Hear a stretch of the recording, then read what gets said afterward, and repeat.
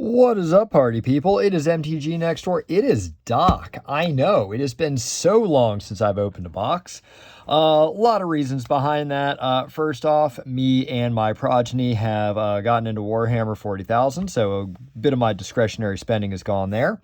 And then, to be perfectly frank, just the sets that have been coming out have not been really lifting my skirt, or blowing my skirt up, as Stitch would say. And so I had passed on several of them. However, there was a set that came out that I decided I was going to have a go with, because I loved Assassin's Creed. I played Assassin's Creed 1, 2, 3, and 4. Loved them, thought they were excellent games. And then I was looking at the cards in the set, and I was like, wow, I dig these. So this box is small. Like Mrs. Doc was like, I think your Magic cards came, but they're smaller than the packages that I remember. So let's open her up and see what we got here. I looked at the list of these cards a while ago, and now I have promptly forgotten. And I have no idea how many packs we were getting in this box, so let's see. I am also going to very much slow open these. So we're gonna be dragging this out. All right, so there's 1, 2, 3, 4, 5, 6, 7, 8, 9, 10, 11, 12. So there's 24 packs. Let's see. So we do 24 packs. Let's see, I don't think there's any sort of like extra card in here. Nope, does not appear to be. So 24, 3 times 6. I want to make it last a little longer than that. So yeah, we're just going to open them 3 at a time. Now 3 times 6 is 18. 4 times 6 is 24. All right. We're opening them 4 at a time here. I'm going to make this last over 6 weeks here. I'm also going to take my sweet time. I'm going to read the cards, since I know that there's a lot in here. And I am probably going to tell stories involving Assassin's Creed and why it is one of the better video game franchises out there. All right, now I have no idea what order these cards are going to go in. Your Dressel Rebirth Engine. So that's cool. We'll put it like that, and we'll see what we get here. So that's an uncommon foil back there. We've got an uncommon. I guess it's one of these where there's just all uncommons here. All right, so first up, we've got Alexios, Demos of Cosmos. 3 in a red for a 4/4 human berserker, trample. When he attacks, he attacks each combat if able, can't be sacrificed, and can't attack its owner. Interesting. At the beginning of each player's upkeep, that player gains control of Alexios, untaps it, and puts a 1/1 counter on it. It gains haste until end of turn. That is rather cool, actually. That's some serious chaosy goodness there. I dig that. So I did not play this one. There was definitely an Assassin's Creed set in ancient Greece. All right. Fatal Push. Instant. I did play this one. So Assassin's Creed 2 has Ezio Auditore, and this is Vieri de Pazzi, who is part of the de Pazzi, what was it? Conspiracy in ancient Florence. So anyway, 1 in a black, destroy target creature if it has mana value 2 or less. Revolt, destroy that creature if it has mana value 4 or less instead. If a permanent you control left the battlefield this turn. So, story of Assassin's Creed, for those who are not interested, is set in mostly modern times. People have come up with a technology that reads our junk DNA, because that turns out to be the memory from our ancestors, and so you relive their memories, but you have to like sync up with it. That is a really pretty Path to Exile. If you don't know Path to Exile, I don't know what to tell you. That looks like also an Assassin's Creed I did not play. Okay, that's an L, a land. All right, that is a pretty swamp. I dig that.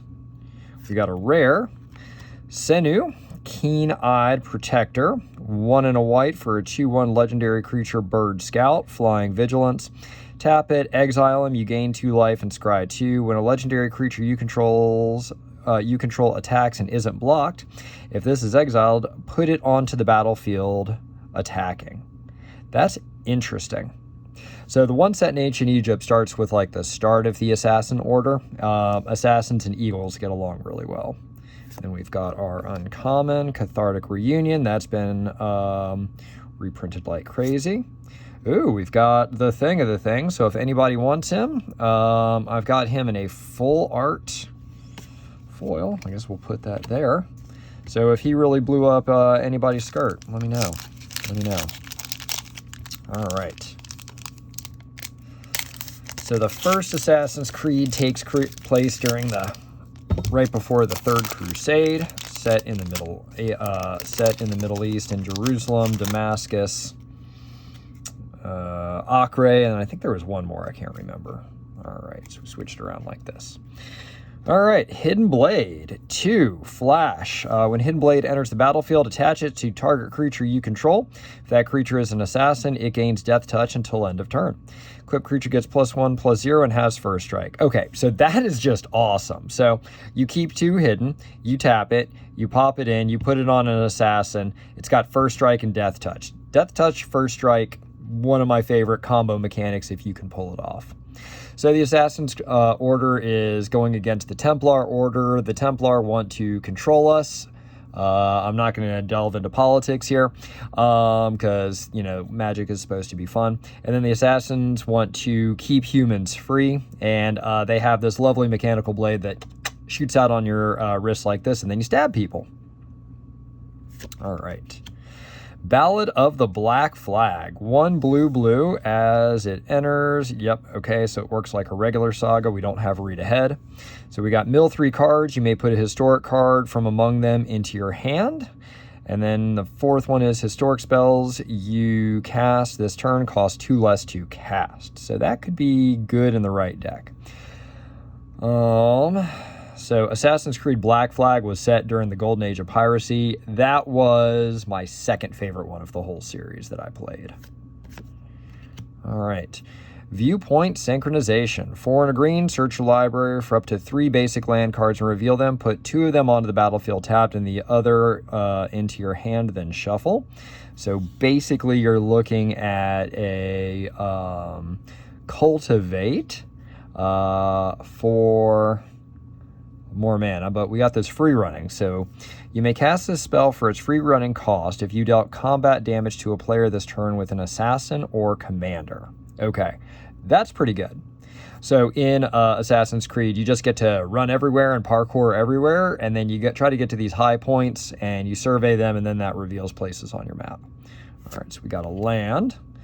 It's a pretty oh, okay, I didn't look ahead there, and so we've got a mythic. So we've got Apple of Eden, Isu Relic. So 4 for a legendary artifact. Pay 4 a life, sacrifice it, look at target opponent's hand, and exile those cards face down. You may play those cards this turn, and mana of any type can be spent to cast them. Until end of turn, whenever you play a land or cast a spell this way, its owner draws a card. At the beginning of the next end step, return the exile cards to their owner's hand. Activate only as a sorcery.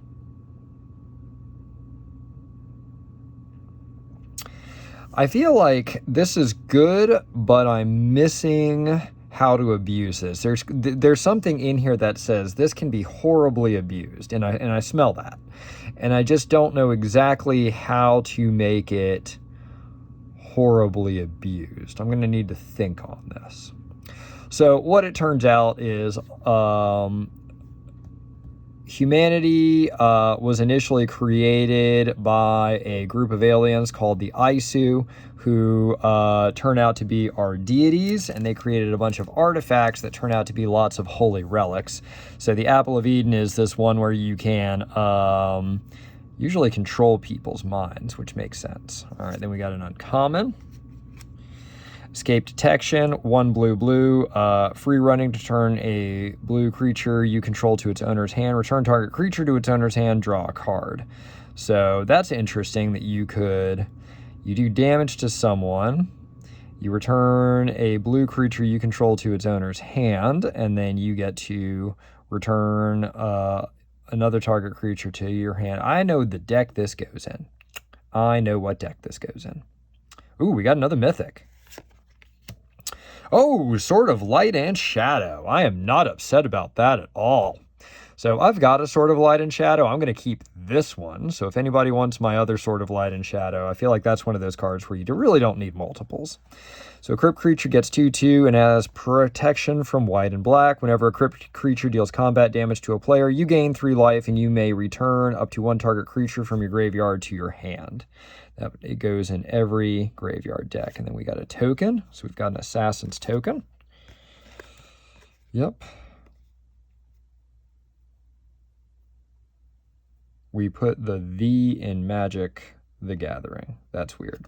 Okay. Whatever, bro. All right. So I see why these packs feel light. There is no... I need to sharpen. There are no commons in this set.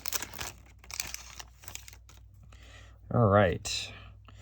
Distract the guards. 1 white, create 3 1/1 white human rogue creature tokens, and you can do that for the free running cost as well. So in Assassin's Creed 2, there were basically 3 versions. There was like the intro one, there was Assassin's Creed 2 Brotherhood, and then there was Assassin's Creed 2 Revelations. Brotherhood was the best game. It was set in Renaissance Rome. And so you could like get thieves to obviously distract guards, and then you could do cool and fun things. All right, Coastal Piracy. 2 blue. Whenever a creature you control deals combat damage to an opponent, you may draw a card. Okay, that's awesome. All right, Black Flag. That was the pirate one. That was the second best. All right, Ezio Brashnovitz. Ezio was the best character in all of these. 1 hybrid for a human creature. Whenever Ezio attacks, put a 1/1 counter on it. Okay. As long as he has 2 or more counters on it, he has first strike and is an assassin in addition to his other types. All right, so we got a land. That is a pretty land. That looks like it's from Assassin's Creed 3, which was set in revolutionary North America. We got us a rare. Mjolnir, Stormhammer. Eat it, OBD. 4 for a legendary artifact equipment. When he enters the battlefield, attach it to target legendary creature you control. Okay, love this already. Whenever a crypt creature attacks, tap target creature defending player controls and put a stun counter on it. He deals damage to each opponent equal to the number of tapped creatures that opponent controls. That can be awful. That can be really awful. That can be abused. I like that. All right. Hunter's Bow. 1 and a green. When it enters the battlefield, attach it to target creature you control. That creature deals damage equal to its power to up to 1 target creature you don't control. Equipped creature has reach and ward 2. All right. Ooh. Shao Jun. So we got an assassin. We've got a full art here. 1 blue-red for a 3/3. I do not know this character from Assassin's Creed, so this is a new character for me. As long as it's your turn, she has flying and first strike. That's awesome. Love that right there. Rope Dart. Tap 2 untapped artifacts you control. She deals 1 damage to each opponent. You could, if you've gone infinite on treasure tokens, go infinite on damage to opponents with that. There you are. Love it. So you got a win con right there. I'll put her right there. We've got a rogue. The Italian guards cuss at you in Italian, which is always fun.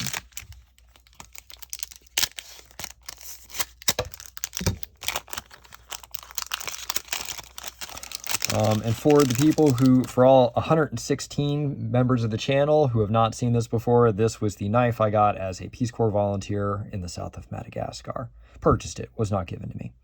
It used to be wicked sharp, but clearly we've got some edge damage on it. All right, Hemlock Vial. 1 and a black for an artifact. When it enters the battlefield, you draw a card and lose a life. All right, so it can trip, so I like that already. Tap it for a black, tap it, sack it. Each equipped creature and equipment you control gains death touch until end of turn. That can be nasty in the right deck. Can be nasty. All right. Loyal Inventor. 2 and a blue for a 2/3 human artificier. Vigilance. When he enters the battlefield, you may search your library for an artifact card. Reveal it, then shuffle. Put that card into your hand. If you control an assassin, otherwise put that card on the top of your library. Okay. Lydia Fry. So there was one Assassin's Creed that was set in like, I guess it was like late 19th, earliest 20th century London. I did not play that one, but I heard it was good. 2 and a blue-black hybrid.